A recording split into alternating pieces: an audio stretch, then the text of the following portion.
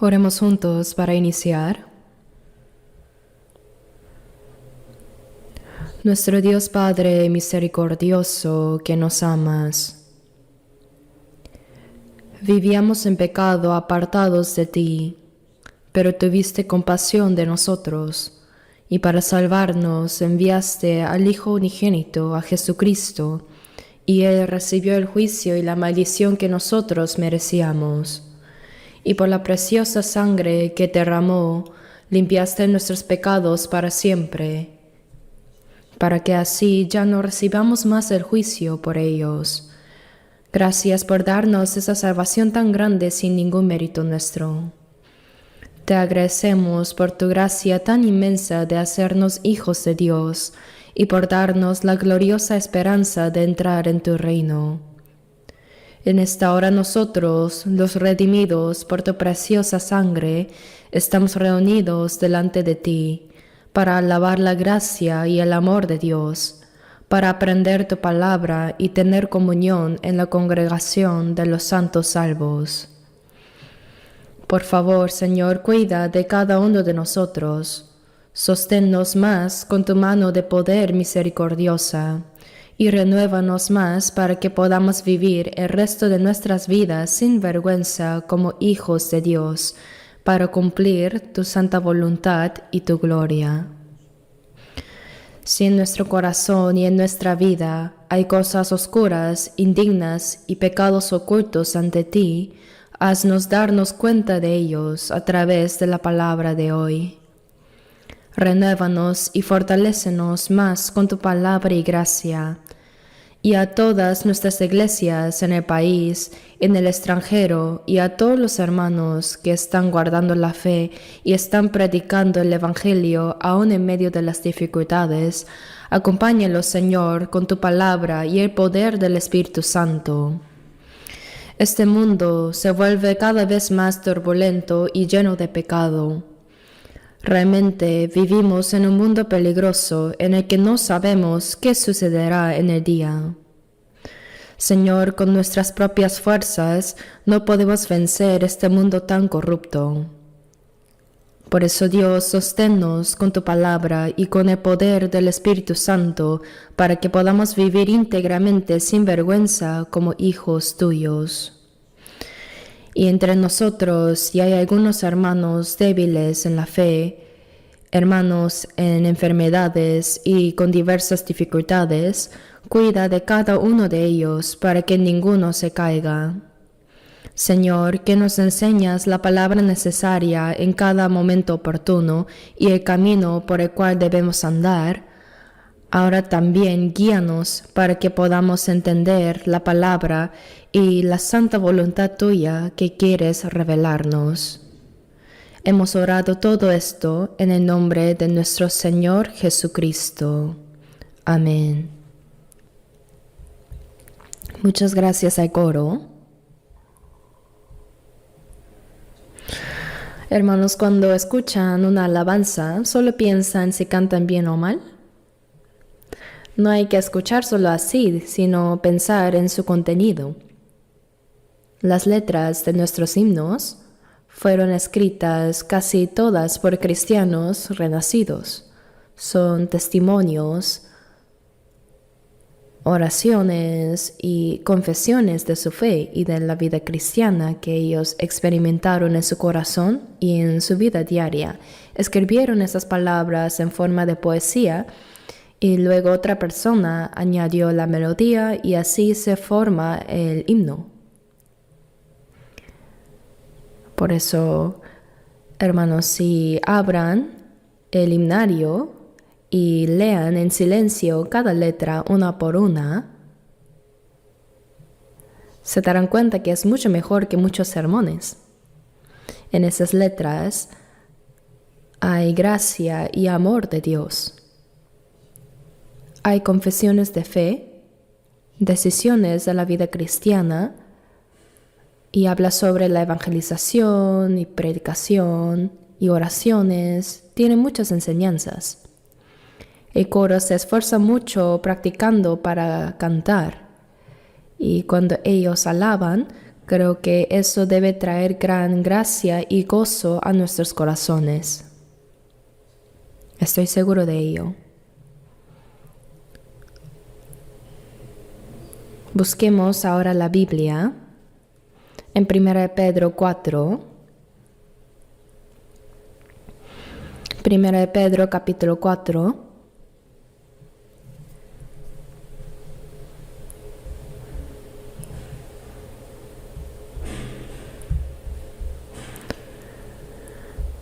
Primera de Pedro 4, versículos 1 al 2. Primera de Pedro 4, versículos 1 y 2. Leamos juntos.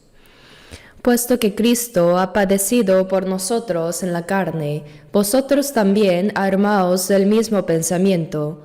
Pues quien ha padecido en la carne, terminó con el pecado, para no vivir el tiempo que resta en la carne conforme a las concupiscencias de los hombres, sino conforme a la voluntad de Dios. El título del sermón de hoy continúa con el tema de la vida que permanece en el Señor.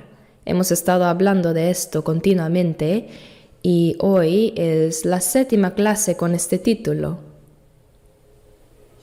Aunque pensé en otros posibles títulos, ninguno me pareció mejor que este. La vida que permanece en el Señor. En Juan 15, 3-4 dice: Ya vosotros estáis limpios por la palabra que os he hablado. Permaneced en mí y yo en vosotros. Cuando comprendemos la palabra de que el Señor nos perdonó con su preciosa sangre y nos libró por su gracia, nuestra alma realmente fue limpiada. Hemos recibido la salvación. Ahora el Señor ordena a los salvos: permaneced en mí. La palabra permanecer significa que puede que no permanezcamos. Cuando un niño nace, crece bajo el amor y el cuidado del padre, la madre y de toda la familia. A ese niño no hace falta decirle: no te alejes de tu mamá o no te olvides de tu papá, porque no tiene la fuerza para separarse de ellos, ¿verdad? Pero el ser humano, aunque su alma haya sido salva, aún tiene un cuerpo. Nuestro hombre interior se deleita en la ley de Dios, y nuestro espíritu se goza en ella también. Pero como dice Romanos 7:23, veo otra ley en mis miembros que se rebela contra la ley de mi mente. Así hay un deseo carnal en nuestra carne. Esa carne no ama la palabra de Dios. Quiere vivir a su manera, por eso los pensamientos de la carne y del espíritu chocan y pelean entre sí. En Romanos 8:7 dice: por cuanto los designios de la carne son enemistad contra Dios. Y en Gálatas 5:17 dice: porque el deseo de la carne es contra el espíritu, y del espíritu es contra la carne, y estos se oponen entre sí. Así que una persona salva puede parecer a alguien con una doble naturaleza. El salvo ha comprendido el amor y la gracia de Dios, y por eso tiene el deseo de vivir conforme a su voluntad. No obstante, dentro de sí todavía permanece la vieja naturaleza con la que nació, los deseos de la carne que no quieren vivir según la voluntad de Dios, sino sus propios pensamientos y camino. Por eso la carne y el espíritu luchan entre sí.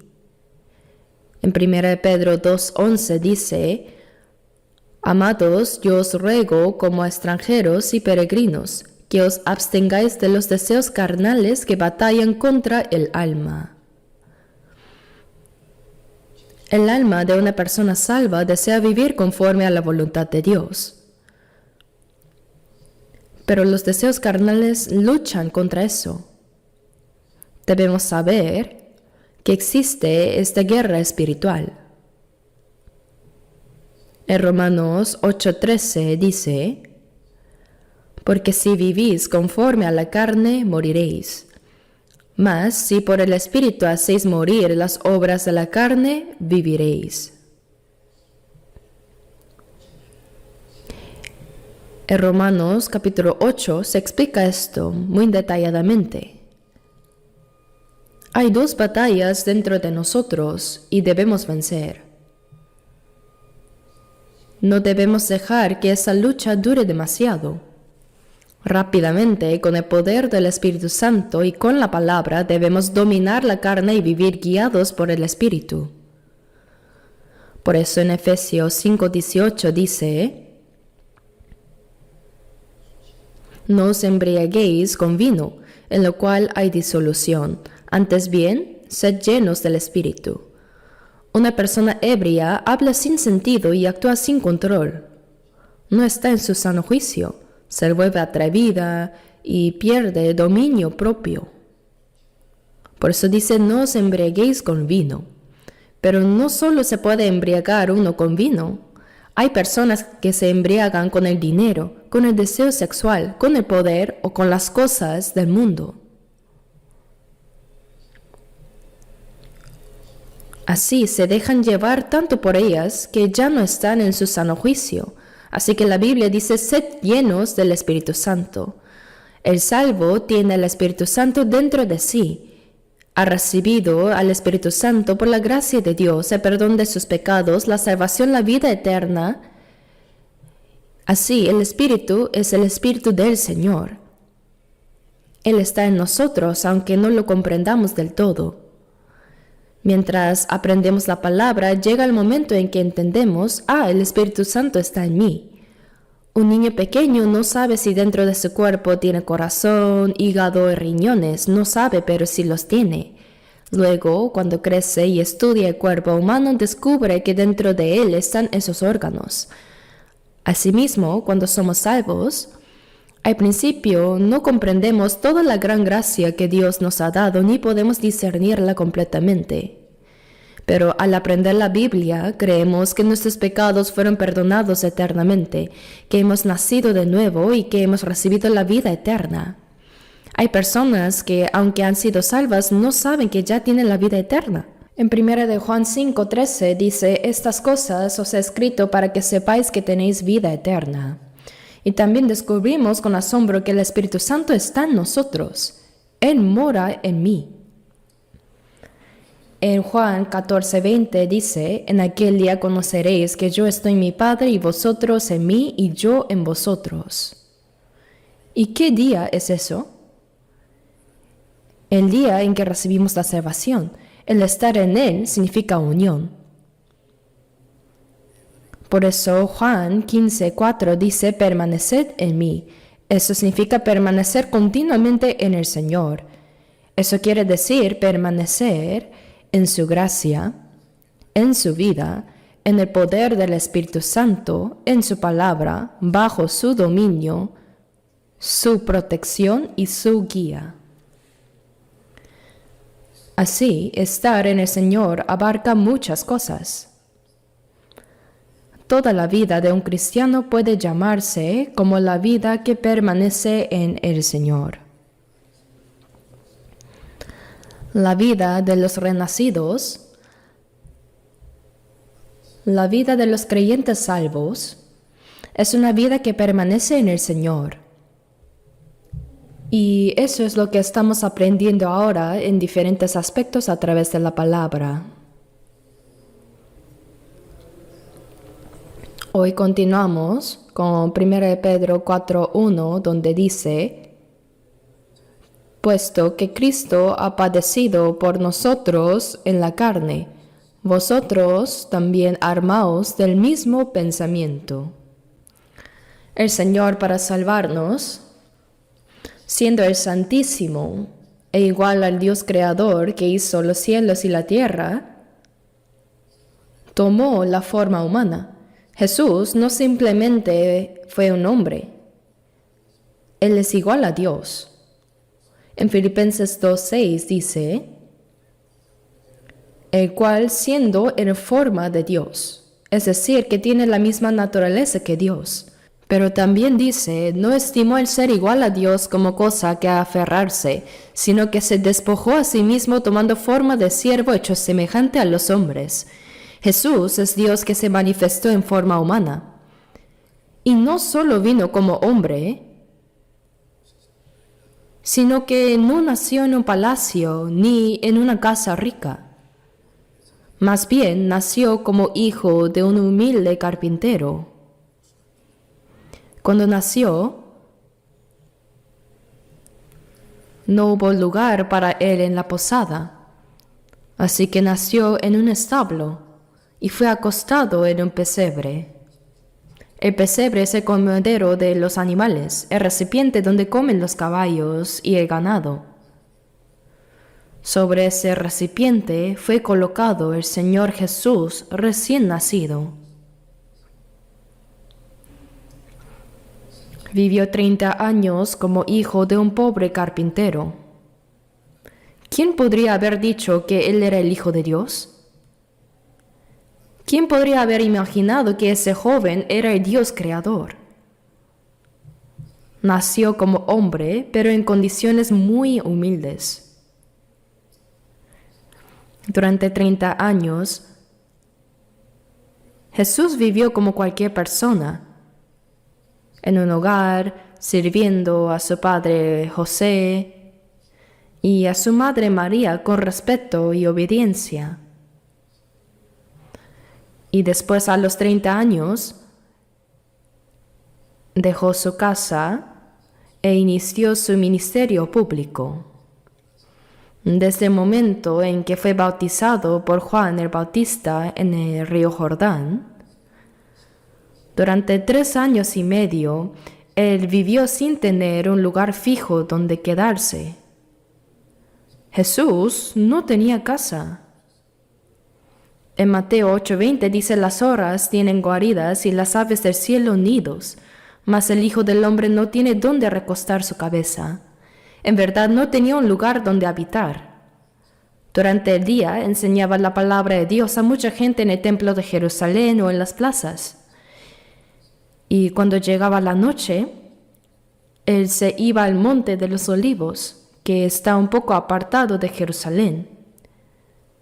Yo visité 3 veces Jerusalén y cada vez he visitado el monte de los olivos. Allá hay muchos árboles de olivo. Ahí descansaba Jesús con sus discípulos y compartía comunión con ellos. A veces dormía al aire libre recibiendo el rocío de la noche. No solo en el Monte de los Olivos, sino también en muchos otros lugares, él vivió en medio de muchas dificultades. Aquel que no tenía pecado fue tratado como el más vil de los pecadores. Fue rechazado por el pueblo, condenado a muerte. Fue azotado con los crueles látigos que Roma usaba para los criminales más terribles. Luego cargó la cruz y fue llevado al lugar de la ejecución. En ese lugar fue clavado y permaneció 6 horas colgado. Sufriendo la vergüenza y dolor, él murió. Todo eso fue para salvarnos. La Biblia dice que derramó toda su preciosa sangre para expiar eternamente nuestros pecados. Y al tercer día resucitó, demostrando que Jesús es el Cristo enviado por Dios. En hebreo se dice Mesías, en griego Cristo, y en nuestro idioma el Salvador. Así nos hizo creer que Él es verdaderamente el Cristo. Después de resucitar, no desapareció como un vapor, sino que durante 40 años se apareció muchas veces. Tenía un cuerpo glorificado, capaz de aparecer y desaparecer, y durante esos 40 días se manifestó a sus discípulos, hablándoles y mostrándoles que Él era el Cristo. Finalmente, en el Monte de los Olivos, ascendió al cielo ante los ojos de muchos que lo estaban viendo. Y antes de ascender, les dijo que este evangelio sería predicado desde Jerusalén hasta lo último de la tierra. Y mientras subía entre las nubes, las personas permanecían mirando al cielo.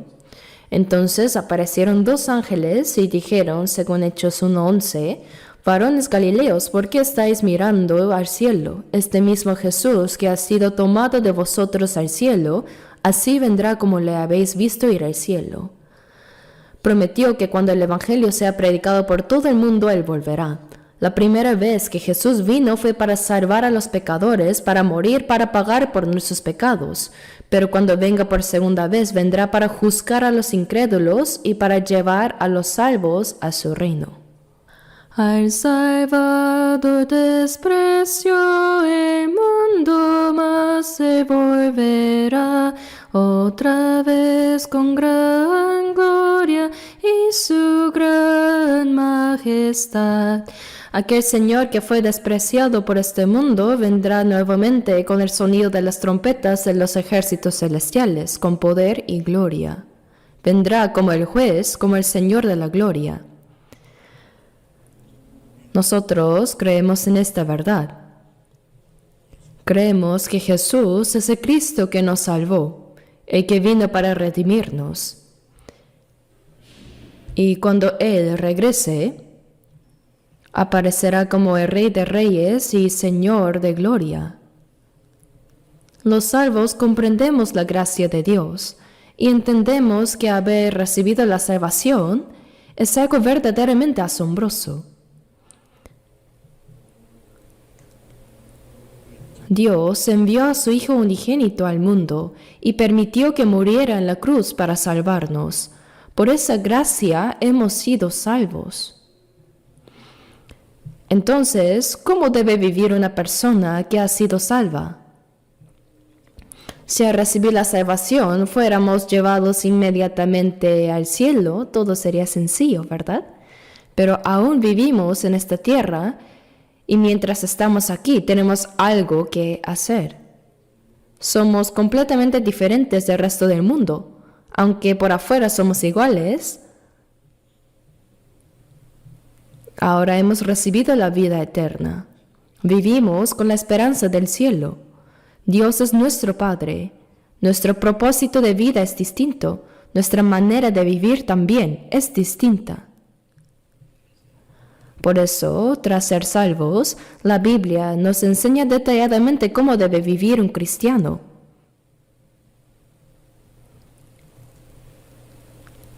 Si somos salvos, debemos vivir de esa manera.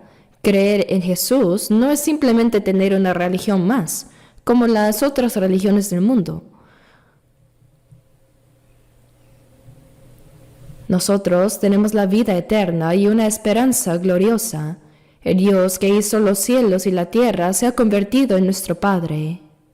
Antes de ser salvos, el Espíritu no moraba en nosotros, pero el Espíritu Santo, el Espíritu de Dios, de Cristo, son lo mismo, como dice en Romanos 8. Ahora, en el pasaje que hemos leído, dice, puesto que Cristo ha padecido por nosotros en la carne. El Señor vino a este mundo y sufrió. Fue aborrecido y perseguido por los judíos. Aun siendo inocente, fue condenado a muerte. Fue azotado con terribles látigos y cargó la cruz. Fue arrastrado al lugar de la ejecución y crucificado. Durante 6 horas sufrió un dolor y una vergüenza indescriptibles. Jesús sufrió en la carne. Por eso dice, armaos también vosotros del mismo pensamiento. El Señor sufrió para salvarnos y nosotros debemos estar dispuestos a sufrir por Él. ¿Por qué por Él? Porque el cristiano tiene una tarea, seguir las huellas del Señor. En Filipenses 1:29 dice, porque a vosotros os es concedido a causa de Cristo, no solo que creáis en Él, sino también que padezcáis por Él. El Señor nos concedió su gracia no solo para que creamos y seamos salvos, sino también para que suframos por su causa. El creyente tiene sufrimientos como cristiano. Cuando tratamos de vivir conforme a la voluntad de Dios en este mundo malvado, el Señor dijo en Juan 15:19, si fuerais del mundo, el mundo amaría lo suyo, pero como no sois del mundo, antes yo os elegí del mundo, por eso el mundo os aborrece. No pertenecemos al mundo, por eso el mundo nos odia, porque no somos como él. Nosotros predicamos el Evangelio del Señor, pero el mundo rechaza ese mensaje y se levanta contra nosotros. Por eso, como dice en 1 de Juan 5:19, sabemos que somos de Dios y el mundo entero está bajo el maligno. Toda esta sociedad pertenece al maligno, al diablo, pero nosotros pertenecemos a Dios. Y como el diablo se opone a Dios, también persigue a los hijos de Dios. Cuando tratamos de vivir conforme a la voluntad del Señor, la Biblia dice en 2 de Timoteo 3:12, y también todos los que quieren vivir piadosamente en Cristo Jesús padecerán persecución. Si deseamos vivir una vida piadosa o predicar el Evangelio, encontraremos mucha oposición y predicación. Cuando recién fui salvo, nuestra iglesia todavía no estaba establecida como ahora. Hoy puedo predicar con tranquilidad, pero al principio solo llevaba una Biblia en la mano y durante años no recuerdo dónde dormía ni qué comía. Pasé hambre muchas veces y lloré de verdad muchas veces. Sin embargo, mientras predicaba, las personas empezaban a recibir la salvación, y eso causó mucho odio. ¿Quiénes me perseguían más? Los mismos cristianos. Martín Lutero, que era un sacerdote católico, fue salvo por el pasaje de Romanos 1:17, mas el justo por la fe vivirá. A través de ese versículo entendió que el hombre es justificado por la fe, y cuando fue salvo se dio cuenta de que muchas cosas que hacía la Iglesia Católica estaban equivocadas. En ese tiempo el mundo entero estaba dominado por el catolicismo, y el Papa tenía más poder que el emperador romano. Podía establecer o destituir a un emperador. Imaginen cuán poderoso era. Sin embargo, Lutero se levantó solo contra esa autoridad y señaló los errores de la Iglesia Católica. Entonces llegó la orden de excomunión. Fue declarado fuera de la Iglesia. Ya no lo reconocían como sacerdote, pero Lutero tomó ese documento de excomunión y otros papeles del Vaticano y los quemó públicamente en la plaza, delante de la multitud. Eso fue como declarar la guerra al enorme poder del catolicismo, él solo. ¿Pueden imaginarlo? Existe un libro en inglés titulado Aquí estoy. Yo mismo lo estudié en el seminario antes de ser salvo. El pastor Usong, que ahora está en Alemania, tradujo y escribió una versión en nuestro idioma sobre la vida de Martín Lutero, basado en ese libro. Si pueden conseguirlo, les recomiendo leerlo. Lutero luchó con gran valentía contra la Iglesia Católica. Aunque fue condenado a muerte y enfrentó amenazas de ejecución, Lutero no se rindió y peleó hasta el final. Y Dios lo protegió, lo guardó. Durante su juicio religioso le dijeron: Martín Lutero, retracta todo lo que has dicho y escrito. Era la época en que la imprenta comenzaba a desarrollarse y las personas no tenían Biblias. Solo podían seguir lo que el clero les decía. Por eso si alguien no obedecía, lo llamaban hereje y lo enviaban a la Inquisición. donde muchos fueron ejecutados y quemados vivos por la Iglesia Católica. Así, para juzgar a Lutero, lo convocaron a un tribunal llamado la Dieta de Worms en Alemania.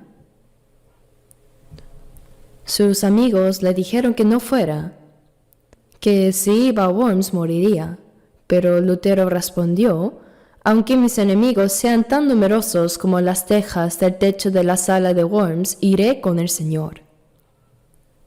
Y con valentía se dirigió al juicio religioso. El Papa no estuvo presente, pero en su lugar enviaron a un cardenal que presidió el juicio. Muchos cardenales rodearon a Lutero y le dijeron: Martín Lutero, revoca todo lo que has dicho y escrito. Entonces Lutero respondió: no puedo retractarme de una sola palabra, a menos que me muestren por las Escrituras que estoy equivocado. Y orando añadió: Here I stand. Aquí estoy, Dios mío. Dios mío, protégeme. El cardenal le dijo entonces: tienes pocos días para abandonar Alemania. Fue expulsado. Y además, se decretó que cualquiera que matara a Lutero no sería culpable de asesinato. En ese momento Lutero estaba sentenciado a muerte. Así, mientras regresaba, de pronto desapareció. Muchos pensaron que había sido asesinado secretamente, pero no fue así, sino que un hombre noble, un gran señor feudal que poseía vastas tierras e incluso tenía soldados propios, envió a sus hombres armados para interceptarlo en el camino y así fingir un secuestro de Lutero.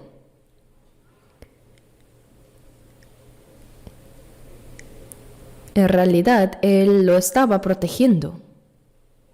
Ese noble tenía un gran castillo y dentro de él había una celda para prisioneros, una prisión pequeña. Allí mantuvo oculto a Lutero para resguardarlo. Yo mismo he visitado esa celda en Alemania. Fue allí donde Lutero tradujo la Biblia al alemán. Aún se conserva el pequeño escritorio donde trabajaba en la traducción. ¿Y por qué les cuento esto? Pues cuando Lutero fue salvo y empezó a predicar el Evangelio, todo el mundo estaba dominado por el catolicismo y muchos querían matarlo. Pero Dios lo protegió hasta el final. Yo, por supuesto, estoy muy lejos de Lutero. Pero cuando comencé a predicar, también hubo muchos que me odiaron y me persiguieron. Tal vez hubo quienes incluso quisieron matarme, pero Dios me ha guardado hasta hoy. Ahora ya no hay ese peligro porque hay muchos que han recibido la salvación. Pero en los primeros tiempos, cuando no había tantas personas salvas, hubo quienes realmente querían eliminarme. ¿Quiénes? Los mismos cristianos, de diferentes denominaciones. El hecho de que Dios me haya protegido hasta ahora es un milagro. Hermanos, aunque tal vez no enfrentemos situaciones tan extremas como las de Lutero, nunca debemos olvidar que cuando los cristianos desean vivir conforme a la voluntad de Dios y predicar el Evangelio, inevitablemente enfrentarán persecución. Habrá sufrimientos, habrá diversas pruebas. El Señor sufrió para salvarnos, pero nosotros debemos soportar sufrimientos para guardar nuestra fe, para vivir la vida cristiana y para predicar el Evangelio. Dios permite esas aflicciones. Dice la Biblia, puesto que Cristo ha padecido por nosotros en la carne. Sabemos bien qué clase de sufrimiento Él soportó. Vosotros también, armados del mismo pensamiento, dice, ¿qué significa tener el mismo pensamiento? que así como el Señor sufrió para salvarnos, nosotros debemos tener el mismo corazón dispuesto a sufrir por cumplir la voluntad de Dios, por su gloria y por el Evangelio. Debemos tener el mismo corazón. Dice, armaos del mismo pensamiento. La expresión armadura se refiere a la coraza que los antiguos soldados usaban al salir a la batalla. Esa armadura servía para resistir las flechas del enemigo y hasta para detener los golpes de espada. Del mismo modo, cuando enfrentamos este mundo tan maligno, el corazón dispuesto a sufrir por el Señor se convierte en nuestra armadura. Si avanzamos confiando en el Señor, esa fe se vuelve nuestra defensa. Dice también porque el que ha padecido en la carne terminó con el pecado. ¿Qué quiere decir que el que ha padecido en la carne terminó con el pecado? Hermanos, después de ser salvos, para guardar nuestra fe y para vivir según la voluntad del Señor y para predicar el Evangelio, ¿realmente sienten que están soportando aflicciones? ¿De verdad soy una persona así? ¿Realmente tengo ese mismo pensamiento?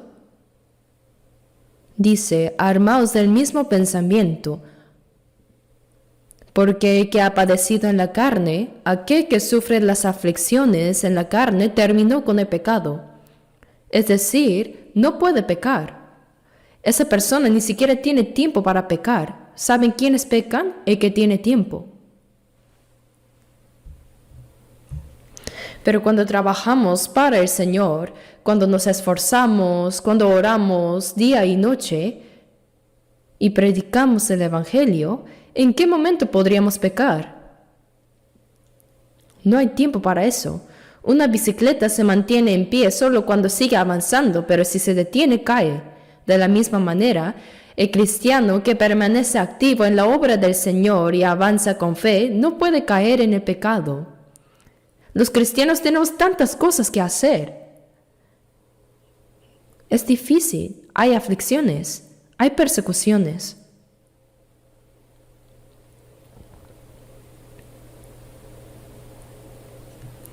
Pero quien sufre por el Señor es como un soldado que lleva puesta la armadura. Las flechas del enemigo no pueden atravesar su corazón. El que ha padecido en la carne ha terminado con el pecado. Quiere decir que ya no vive en el pecado. El secreto para no pecar es esforzarse por vivir conforme a la voluntad del Señor.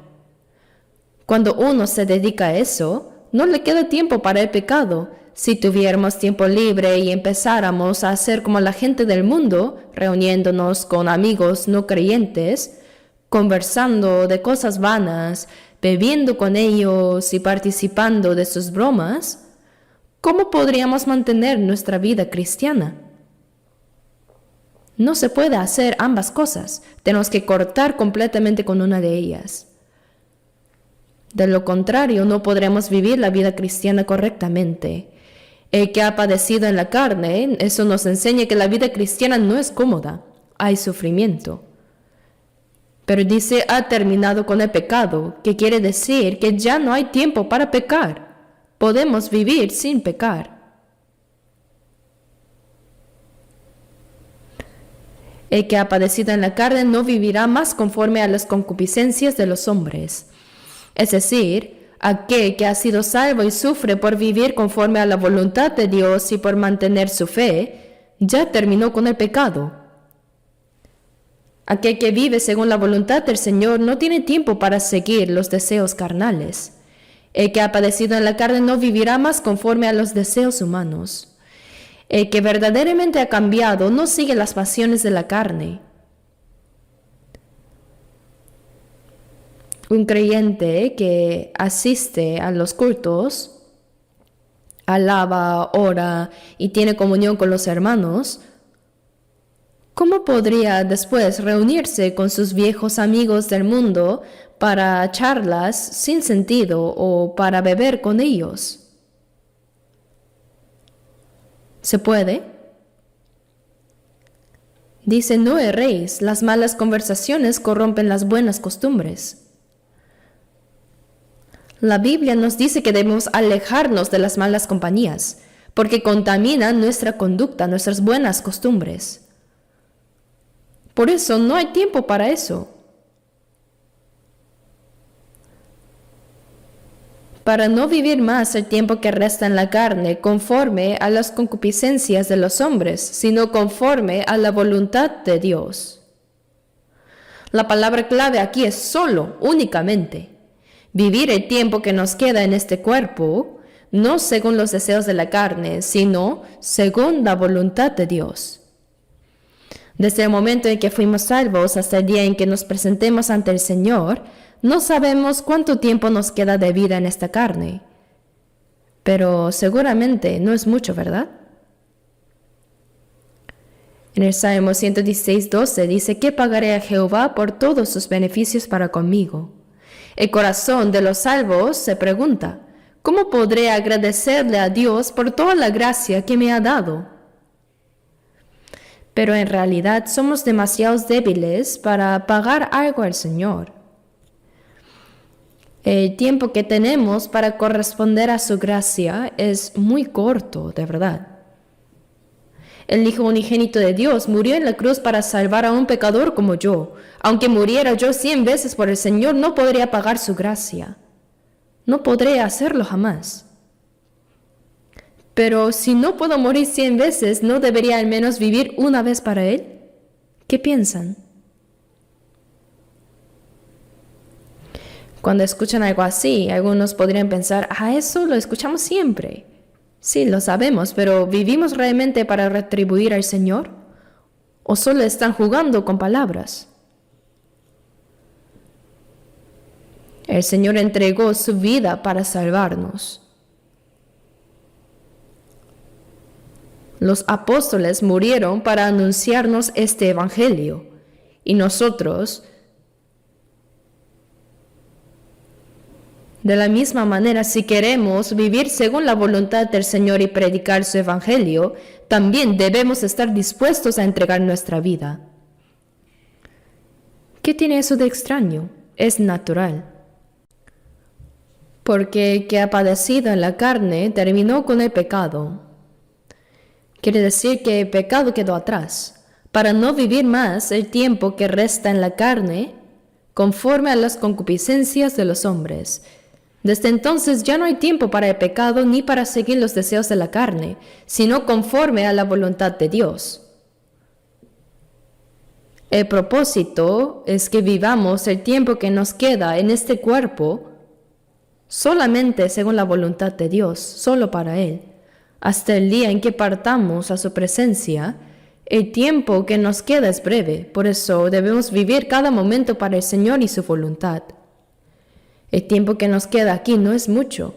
Si vemos cómo está el mundo hoy, ¿qué vemos? Las cosas que la Biblia anunció para los últimos tiempos están ocurriendo ahora en nuestra generación. No es algo normal. ¿Podríamos imaginar un tiempo como este?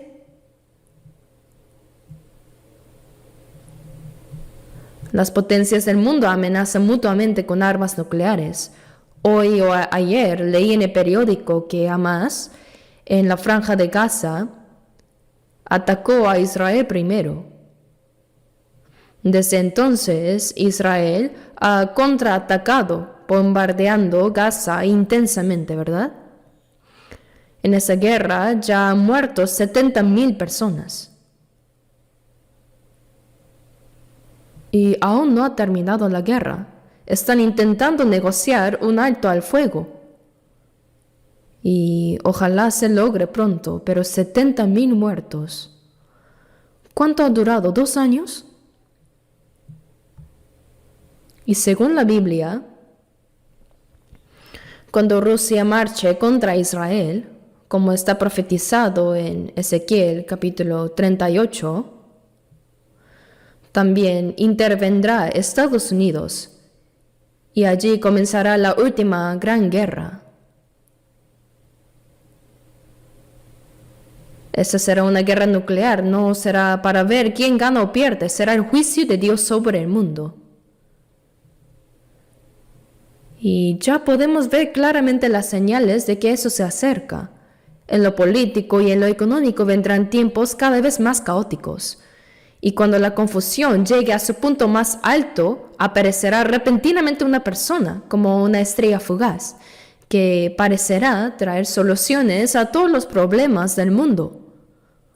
Todos quedarán asombrados y dirán, este hombre traerá la paz al mundo y resolverá los conflictos globales. Ese hombre será el anticristo. El anticristo siempre aparece en tiempos de caos. Después de la Primera Guerra Mundial, cuando Alemania estaba sumida en un gran desorden político y económico, apareció Hitler como si fuera un salvador. Entonces todos creyeron que él traería la prosperidad y la paz, y el pueblo entero lo aclamó gritando «Heil a Hitler». Pero por causa de ese hombre, Alemania fue destruida. Ahora los signos que vemos no son los de una sola nación, sino de un acontecimiento mundial.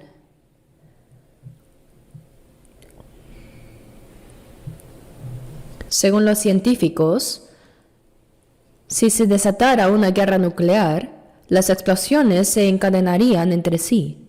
Hay alrededor de 9 países que poseen armas nucleares, incluyendo Corea del Norte. Si se lanzaran, el mundo podría acabar en tan solo 30 minutos. 30 minutos bastarían para destruir la Tierra. No una vez, sino más de 100 veces. Hermanos, ¿pueden imaginarlo? Muchos piensan, no, eso no pasará. Pero ese no pasará no durará mucho para que pase. Dios juzgará al mundo al final. Y nada de eso puede suceder sin que Él lo permita. Vivimos sin duda en los últimos tiempos, y que hayamos recibido la salvación en estos días finales es algo verdaderamente asombroso. No es algo común, por eso debemos vivir como corresponde a los salvos. Dice, para vivir el tiempo que resta en la carne, no conforme a los deseos de los hombres, sino conforme a la voluntad de Dios. Después de haber sido salvos, el propósito de nuestra vida debe ser hacer la voluntad de Dios y vivir de una manera que le agrade. Veamos ahora Santiago 4. Santiago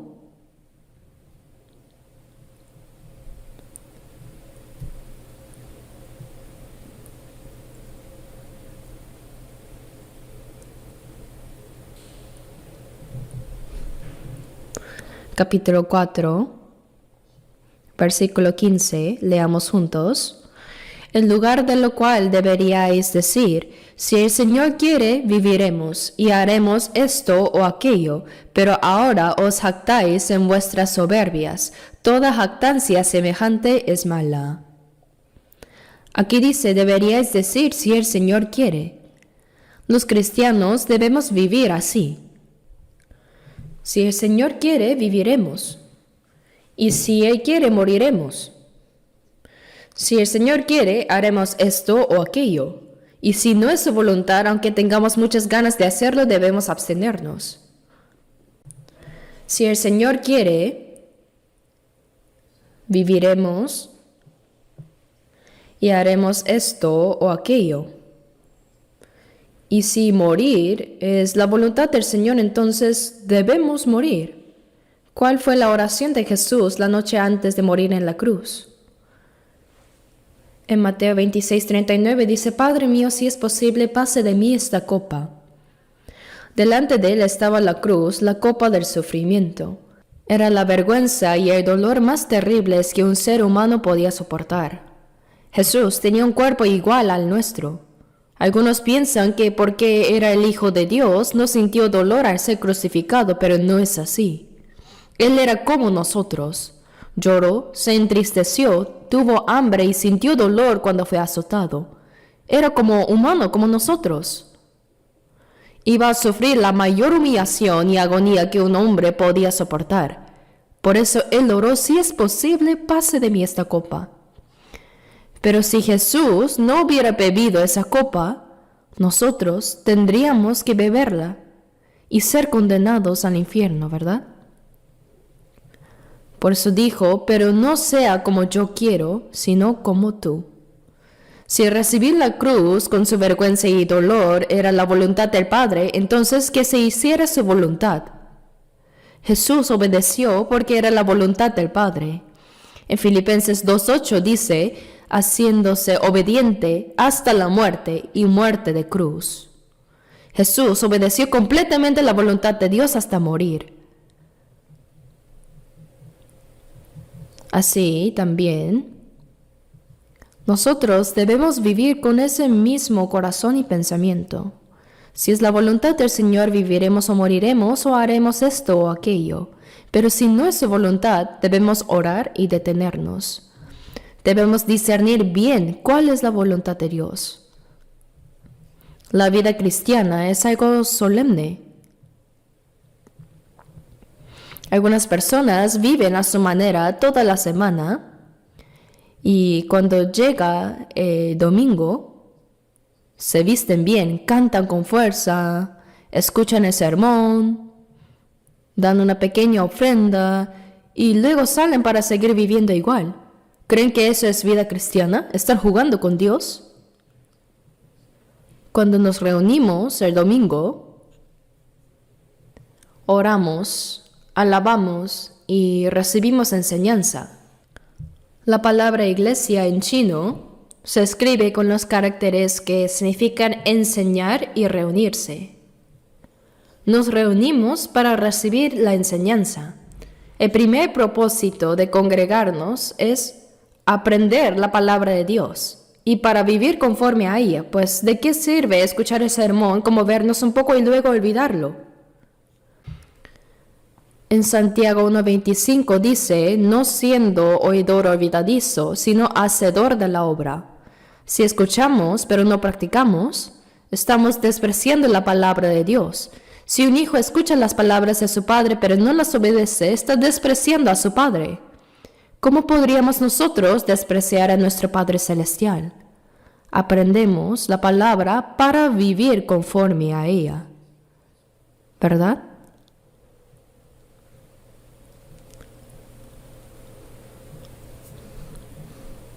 Veamos ahora Romanos 12. Romanos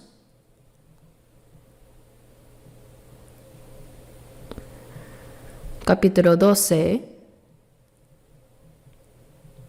versículos 1 y 2. Se los leo. Así que, hermanos, os ruego por las misericordias de Dios que presentéis vuestros cuerpos en sacrificio vivo, santo, agradable a Dios, que es vuestro culto racional. No os conforméis a este siglo, sino transformaos por medio de la renovación de vuestro entendimiento, para que comprobéis cuál sea la buena voluntad de Dios, agradable y perfecta. Aquí dice, así que hermanos, el apóstol Pablo se dirige a los salvos diciendo, hermanos, os ruego por las misericordias de Dios. Esta expresión significa por el amor y la gracia de Dios, por su compasión hacia nosotros. La misericordia de Dios es su gracia que se compadece de nosotros. En otras palabras, ya que habéis recibido la misericordia de Dios, escuchad lo que os digo. Dijo, presentad vuestros cuerpos en sacrificio vivo, santo, agradable a Dios.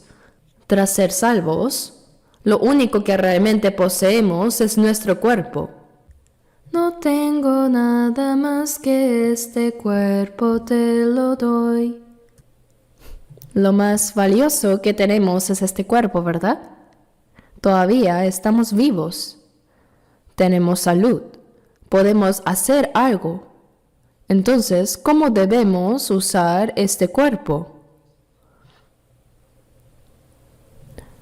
Presentad vuestros cuerpos en sacrificio vivo, santo, agradable a Dios.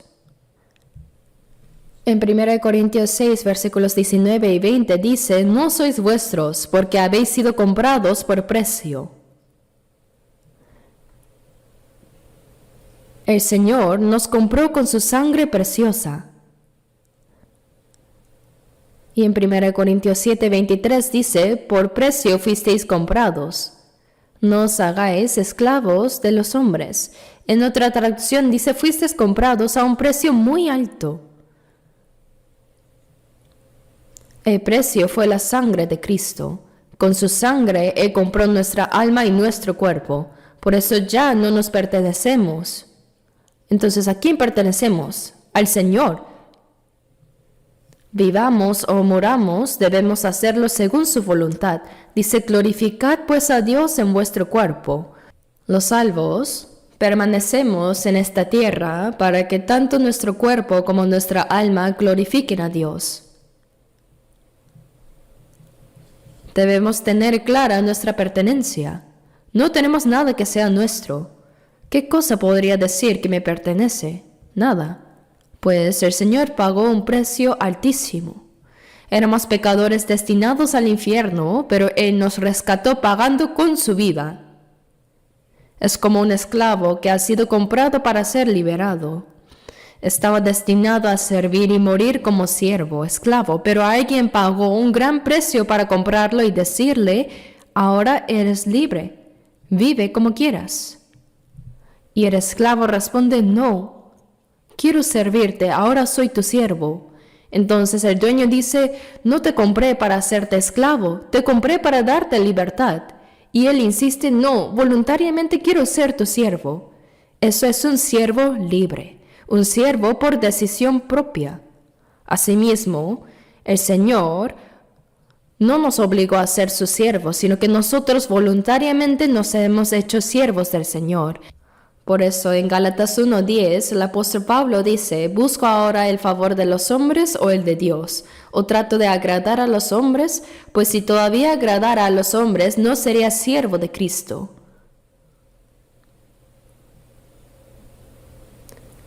Pablo no buscaba agradarse a sí mismo ni a los demás, sino únicamente al Señor porque era siervo de Cristo. Por eso dice, presentad vuestros cuerpos en sacrificio vivo, santo, agradable a Dios. Se refiere a este cuerpo, a nuestra vida, un sacrificio vivo, santo, agradable a Dios.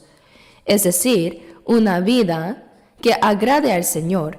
En el Antiguo Testamento, el pueblo de Israel ofrecía corderos, cabras o becerros como sacrificios. Los mataban y los presentaban en el altar. Pero nosotros, los cristianos, ofrecemos una vida viva, nuestra propia existencia como sacrificio a Dios.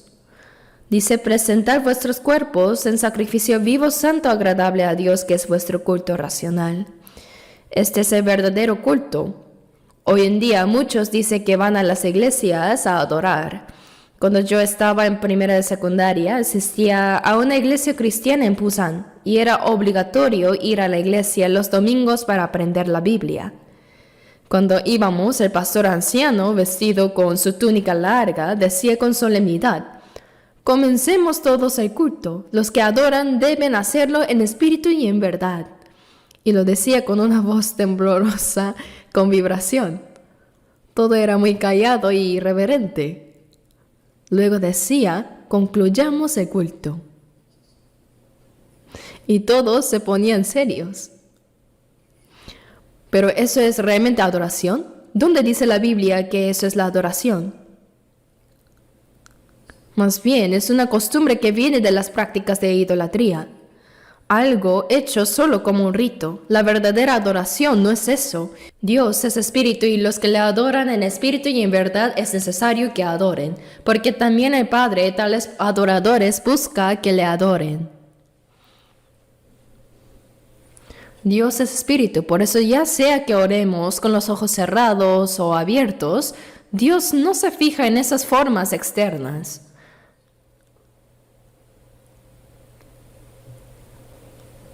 Dios es espíritu, y los que le adoran en espíritu y en verdad, es necesario que adoren. Aquí espíritu y verdad se refiere al Espíritu Santo y a la verdad de la palabra. Solo los salvos pueden adorar verdaderamente a Dios porque tienen al Espíritu Santo.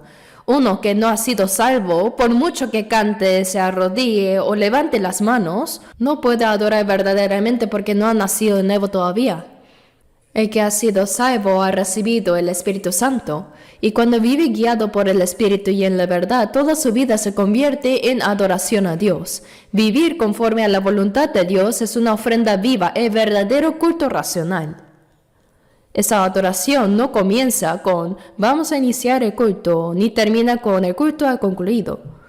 Nuestra vida entera debe ser un acto de adoración. Todo lo que decimos, lo que hacemos, lo que pensamos, si agrada a Dios, se convierte en un sacrificio vivo, en una adoración espiritual que a Él le complace. ¿De qué sirve mostrarse reverente durante el culto y luego, al salir, vivir a nuestro antojo? ¿Acaso Dios es una estatua que se puede honrar un momento y luego olvidar?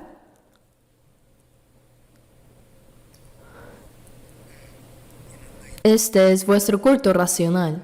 Toda nuestra vida debe ser adoración. No os conforméis a este ciclo, es decir, no imiten este mundo perverso y corrupto, sino transformaos por medio de la renovación de vuestro entendimiento. El que ha sido salvo debe cambiar.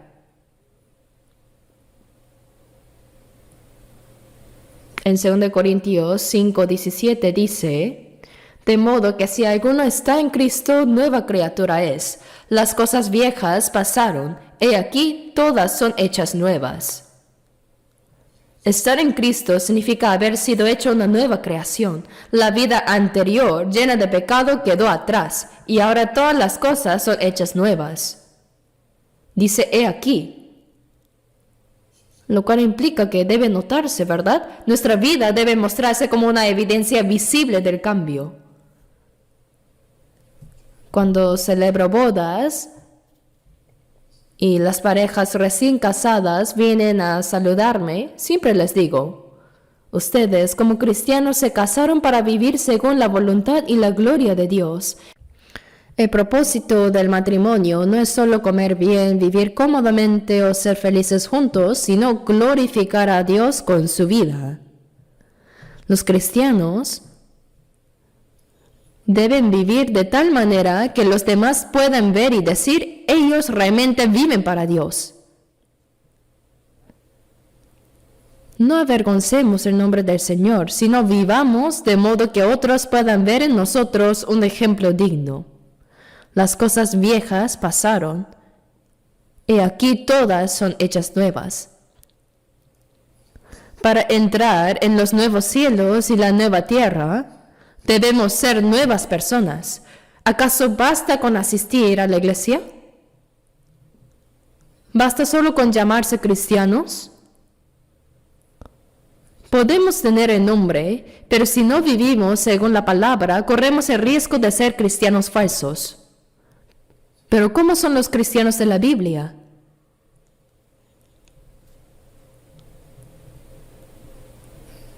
Por eso dice, transformaos por medio de la renovación de vuestro entendimiento. No debemos seguir la corriente de este mundo malvado, sino dejar que el Espíritu Santo renueve nuestra mente y nuestro carácter día a día. Cuando una persona salva sigue aprendiendo la palabra dentro de la iglesia, llega un momento en que se sorprende diciendo, oh, ¿cuándo cambié tanto? Uno mismo se sorprenderá. Me he apartado completamente de mis antiguos amigos del mundo porque ahora mi vida es diferente a la del mundo. Transformaos por medio de la renovación de vuestro entendimiento para que comprobéis cuál sea la buena voluntad de Dios, agradable y perfecta. Cuando nuestro corazón es renovado y transformado, podemos discernir la voluntad de Dios, que es buena, agradable y perfecta, y vivir conforme a su voluntad. Eso es la adoración espiritual, el culto racional que agrada a Dios. Hermanos, lean esta palabra una y otra vez, hasta que verdaderamente la comprendan y la sientan profundamente en el corazón, hasta que toque lo más profundo de su alma. No digan simplemente, ¡qué buen pasaje! No basta con pensar que es bueno. Pregúntense con sinceridad, ¿esta palabra se está cumpliendo realmente en mi vida o no? ¿Se está cumpliendo en mi carácter y en mi conducta diaria? Alguien dijo una vez, el libro es el libro y yo soy yo. Es decir, la palabra queda por un lado y la persona vive por otro. Pero no debe ser así. Debemos llegar a parecernos cada vez más a esta palabra. El Juan 1:14 dice acerca de Jesús, y aquel verbo fue hecho carne y habitó entre nosotros. El verbo es Dios. Dios mismo tomó forma humana y habitó entre nosotros. En Jesús estaba la plenitud de la gracia y de la verdad. Él es Dios hecho carne. Toda la vida de Jesús fue la manifestación viva de la palabra de Dios. Eso significa que la palabra se hizo carne. De la misma manera, cuando hemos sido salvos y crecemos en la fe, también nosotros llegamos a ser la palabra hecha carne. La palabra debe cumplirse en nuestra vida diaria. No sirve de nada solo aprenderla o conocerla si no la ponemos en práctica. Aprendemos la Biblia precisamente para entenderla, para vivirla y también para guardarla en nuestro corazón y en nuestras acciones. Debe continuar hasta las acciones.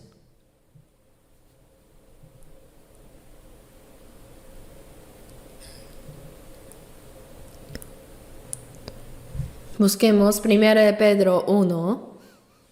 1 de Pedro, capítulo 1.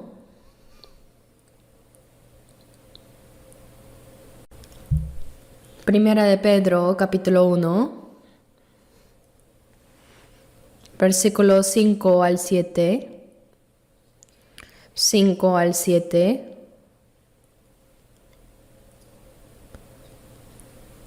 Capítulo 1, versículos 5 al 7. Se los leo. Que sois guardados por el poder de Dios mediante la fe, para alcanzar la salvación que está preparada para ser manifestada en el tiempo postrero, en lo cual vosotros os alegráis, aunque ahora, por un poco de tiempo, si es necesario, tengáis que ser afligidos en diversas pruebas, para que sometida a prueba vuestra fe, mucho más preciosa que el oro, el cual, aunque perecedero, se prueba con fuego, sea hallada en alabanza, gloria y honra cuando sea manifestado Jesucristo. Aquí dice la salvación que está preparada para ser manifestada en el tiempo postrero.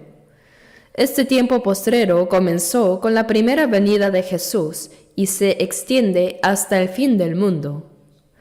La salvación preparada para ser manifestada se refiere a la redención completa que se cumplirá cuando el Señor regrese. En ese tiempo los muertos en Cristo resucitarán y los que estén vivos serán transformados. Dice que sois guardados por el poder de Dios mediante la fe para alcanzar la salvación. Después de ser salvos, Dios mismo nos protege con su poder. ¿Hasta cuándo? Hasta que recibamos esa salvación final cuando Cristo vuelva.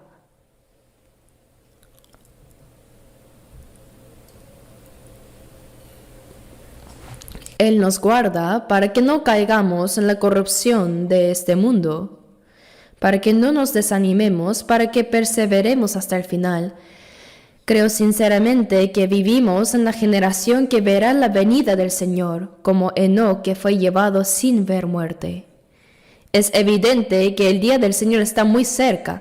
Como dice Marcos 13:29, cuando veáis que suceden estas cosas, conoced que está cerca a las puertas. Jesús anunció las señales antes de su regreso, y todas esas cosas están ocurriendo hoy. ¿Dónde ha habido una época como la nuestra? El Evangelio ya ha sido predicado por todo el mundo. Como dice San Mateo 24:14, y será predicado este Evangelio del reino en todo el mundo para testimonio a todas las naciones, y entonces vendrá el fin. Todas las señales profetizadas para el fin se están cumpliendo, y los malvados siguen siendo más malvados, el pecado se multiplica mientras que los santos se santifican más. Y Apocalipsis 22 Dice, el que es injusto, sea injusto todavía. Y el que es santo, santifíquese todavía porque el tiempo está cerca. Ya estamos en la recta final. Los que irán al cielo se están preparando como verdaderos hijos del cielo, y los que irán al infierno se están llenando de iniquidad. ¿De qué lado estás tú? ¿Acaso estás en medio indeciso? Dice que sois guardados por el poder de Dios mediante la fe para alcanzar la salvación. Los salvos somos guardados por el poder de Dios para recibir la salvación plena cuando venga el Señor.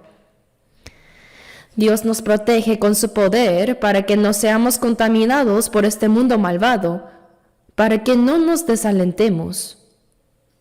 Sin embargo, aunque somos guardados por su poder, dice, ahora por un poco de tiempo, si es necesario, tengáis que ser afligidos en diversas pruebas. Aún los que somos guardados por el Señor pasamos por pruebas. Dios las permite para fortalecernos, para purificarnos, para probar nuestra fe como el oro que es refinado con fuego. Dice, para que ahora por un poco de tiempo, si es necesario, tengáis que ser afligidos. Algunos enfrentan dificultades económicas, otros problemas físicos, familiares o pruebas en su vida cotidiana y en su vida cristiana. Hay muchas clases de pruebas. Por eso dice, por un poco de tiempo. Mientras vivimos en este cuerpo, es natural que ante las dificultades y el sufrimiento sintamos tristeza o preocupación. Pero la palabra dice, aún así os alegráis grandemente. ¿Por qué? Porque la prueba de vuestra fe es necesaria.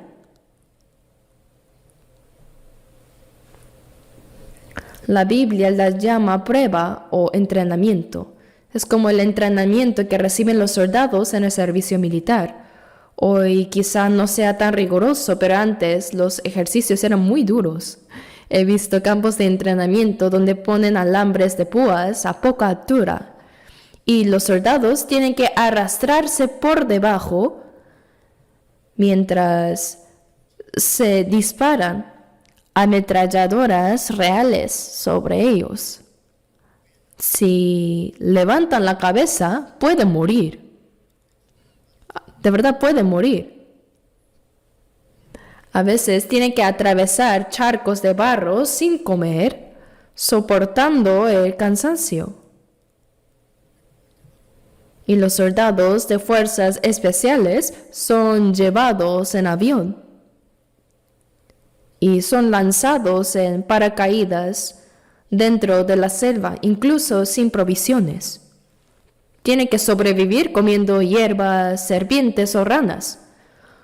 Solo quienes superan ese entrenamiento llegan a tener una fuerza extraordinaria, una resistencia fuera de lo común. Así también,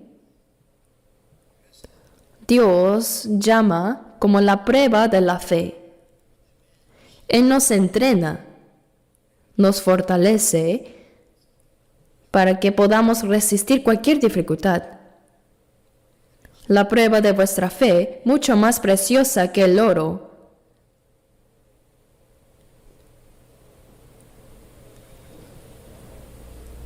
Cuando el oro se extrae de la mina, no es puro. Contiene muchas impurezas. Se derrite con fuego y con productos químicos. Y así las impurezas salen a la superficie. Luego se vuelve a fundir una y otra vez hasta que todas las impurezas desaparecen y queda el oro puro. Del mismo modo, Dios purifica nuestra fe. Dice, para que vuestra fe sea hallada en alabanza, gloria y honra cuando sea manifestado Jesucristo. A través de las pruebas, nuestra fe se purifica y cuando el Señor venga, recibiremos alabanza, gloria y honra. Así es la prueba de la fe. Que una persona haya sido salva no significa que vivirá sin dificultades. El Señor está con nosotros, pero también nos permite pasar por pruebas. Job dijo en capítulo 23, versículo 10, «Mas Él conoce mi camino, me probará y saldré como oro». Dios nos refina hasta que en nuestro interior ya no quede ninguna impureza, hasta que lleguemos a ser como el oro puro. Por eso sí, hay sufrimientos, pero son temporales. Y después de la prueba, ciertamente viene la victoria. Veamos 2 de Timoteo, capítulo 2, versículo 10.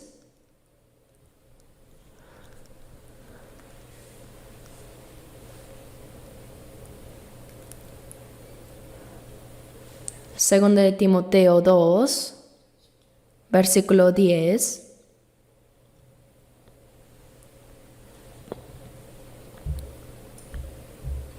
Leamos juntos. Por tanto, todo lo soporto por amor de los escogidos, para que ellos también obtengan la salvación que es en Cristo Jesús con gloria eterna. El apóstol Pablo era judío, pero fue llamado por Dios para ser apóstol de los gentiles. Curiosamente, los gentiles aceptaban con alegría el evangelio que predicaba, mientras que su propio pueblo, los judíos, lo rechazaba y lo perseguía. Aún así, Pablo oraba fervientemente para que sus hermanos israelíes también fueran salvos. Lo podemos ver claramente en Romanos capítulos 9 y 10.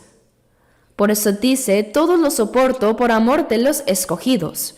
Aquí los escogidos se refiere a los judíos, el pueblo elegido físicamente por Dios. Pablo soportó persecución, cárceles, golpes y sufrimientos con paciencia. ¿Para qué? Para que ellos también obtengan la salvación que es en Cristo Jesús con gloria eterna. Fíjense en esa expresión. Con gloria eterna, dice. No solo habla de la salvación, sino también de la gloria que la acompaña. Nosotros ya hemos recibido la salvación, pero cuando venga el Señor, recibiremos la gloria eterna que nos está esperando. Pensemos en el ejemplo del pueblo de Israel. Los judíos fueron esclavos en Egipto durante 400 años, hasta que Dios envió a Moisés para liberarlos. Por medio de las 10 plagas, el poder de Dios se manifestó y ellos salieron de Egipto.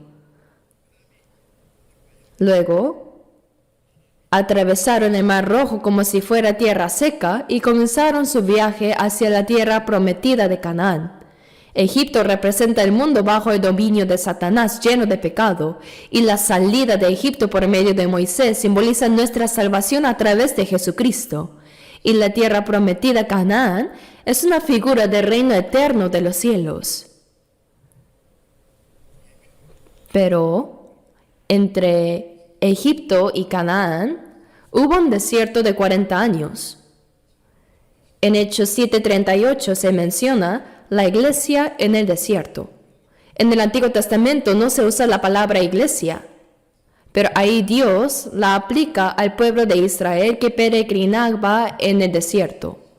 Ese caminar de 40 años simboliza nuestra vida cristiana después de la salvación, nuestra vida en la iglesia. El número 4 en la Biblia representa pruebas y sufrimientos. Después de ser salvos, vivimos nuestra vida en medio de dificultades, pero aún así Dios está con nosotros. Él nos permite el sufrimiento. En el desierto, Dios los guiaba de día con una columna de nube y de noche con una de fuego. Les daba maná cada día, les sacaba agua de la roca, los hacía vencer a sus enemigos.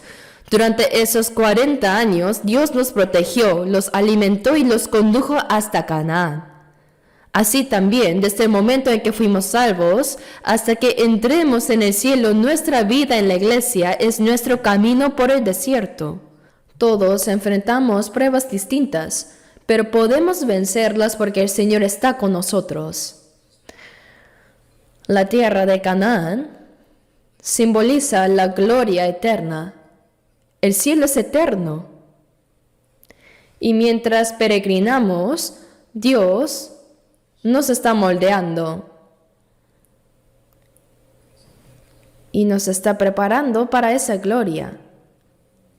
Aunque enfrentemos pruebas y aflicciones, no debemos temer.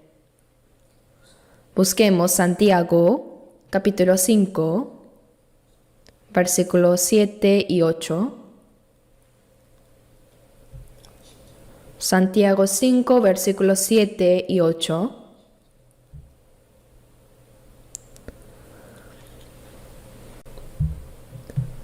Leamos juntos.